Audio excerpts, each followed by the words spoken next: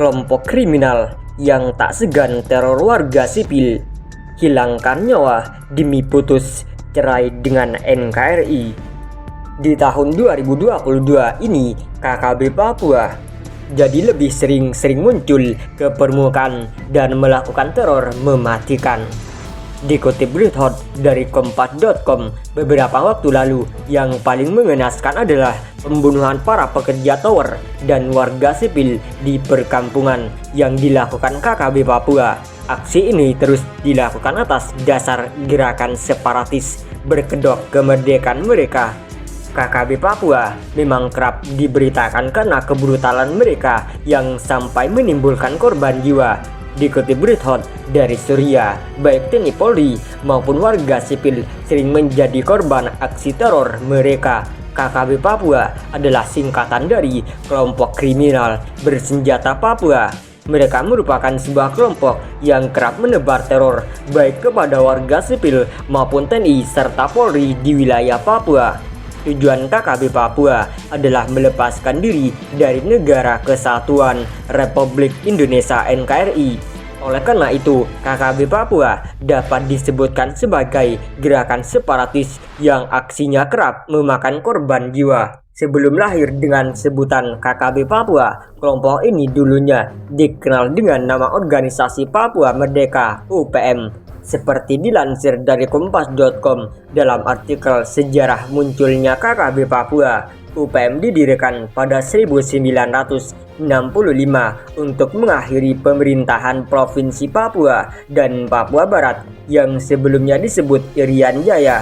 Mereka berniat untuk melepaskan diri dari Indonesia. UPM pun kerap menyuarakan tentang referendum supaya bisa merdeka dari NKRI. Dalam memperjuangkan keinginan kelompok, mereka beberapa kali melakukan gerakan kriminal yang memakan korban jiwa. Oleh sebab itu, pemerintah kemudian berinisiatif untuk membentuk otonomi khusus bagi Papua dengan anggaran yang besar. Sayangnya, anggaran tersebut hanya digunakan oleh golongan elit saja, tidak sampai ke masyarakat luas. Hal itu kemudian memicu terjadinya gerakan perlawanan masif dari UPM dengan melakukan berbagai tindakan kejahatan. Salah satu aksi kriminal yang pernah dilakukan UPM adalah pada 1996 saat mereka menawan sejumlah orang Eropa dan Indonesia yang terdiri dari grup peneliti dan Kemhutan. 2 sandera dari grup peneliti dibunuh, sementara yang lainnya dibebaskan karena aksinya. UPM kerap dicap sebagai organisasi kriminal. Oleh karena itu, istilah UPM kemudian diganti menjadi KKB atau kelompok kriminal bersenjata. Apabila ada salah satu kelompok KKB Papua yang tertangkap, mereka akan langsung ditahan karena alasan kriminalitas.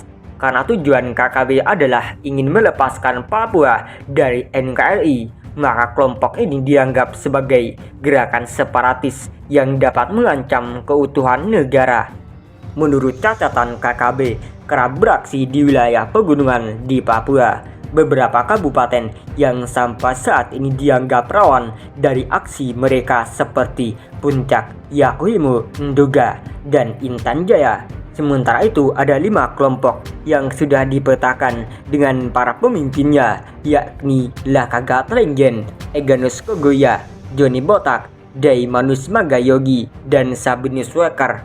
Dari 5 kelompok itu, Lakaga Tlenggen dan Eganus Kogoya dianggap sebagai yang paling berbahaya. Sampai saat ini KKB Papua sulit diberantas karena mereka berbekal persenjataan lengkap dan mutakhir. Beberapa aksi kejahatan yang pernah dilakukan KKB Papua adalah melakukan penyerangan terhadap pekerja, pembacokan, penembakan, serta pembakaran rumah dan sekolah di beberapa wilayah Papua. Bendera Bintang Kejora memang identik dengan Organisasi Papua Merdeka atau UPM. Bahkan bendera Bintang Kejora juga sering diubah oleh kelompok kriminal bersenjata atau KKB Papua.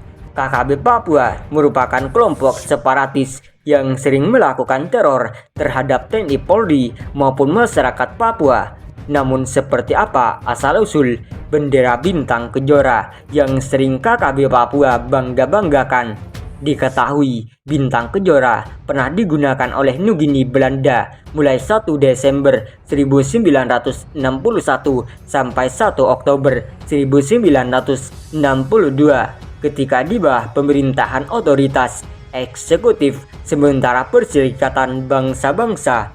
Bendera bintang kejora menyadur warna merah putih biru dari bendera Belanda dan ditambahi dengan bintang kejora. Seperti dilansir dari SUAR dalam artikel dijunjung tinggi UPM sebagai simbol kebudayaan mereka. Nyatanya bendera bintang kejora adalah bekas panji-panji klub sepak bola Belanda. Orang asli Papua ini ceritakan faktanya. Bintang kejora juga pernah dipakai sebagai panji-panji sebuah klub sepak bola Belanda di Port Numbai, Jayapura. Bendera bintang kejora dibuat oleh Belanda pada 1961 yang kemudian diklaim UPM sebagai perlambangan budaya asli mereka. Melansir dari Wikipedia,